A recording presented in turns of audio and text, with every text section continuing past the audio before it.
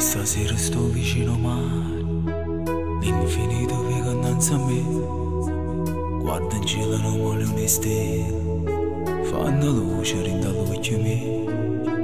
S'avvicinano due innamorati, sento vuoto fuori e dentro me. Sono geloso che si vuole bene, perché tu non vuoi più bene a me. Quando ti tempo ancora da passare, se ci faccio per mi scordare, il passato è come il mio presente, che futuro posso immaginare. Volessi stare con te, parlare insieme a te, cantando una canzone a due voci con te.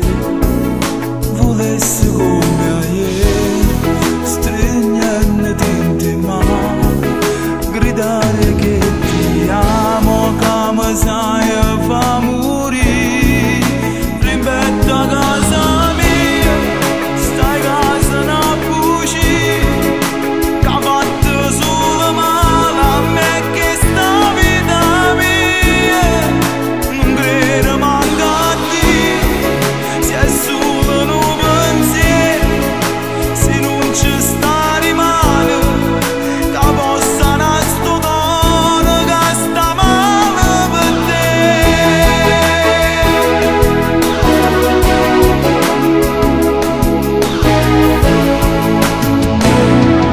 Io ci credo ancora ma che c'è, questa vita mi sono problemi.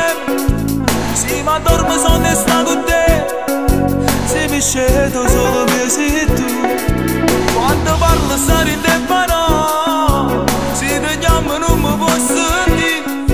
Come faccio a stare lontano da te, se stai sempre con me. volessi stare con te, Parlare insieme a te, cantando una canzone a due voci con te. Volessi come a ieri, stringendoti in te mano, gridare che ti amo, come sai fa morire.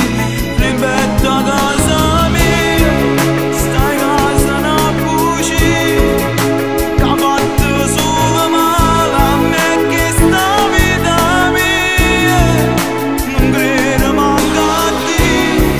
Se è solo un pensiero, se non ci sta rimane, che possa nascere dono che sta male per te.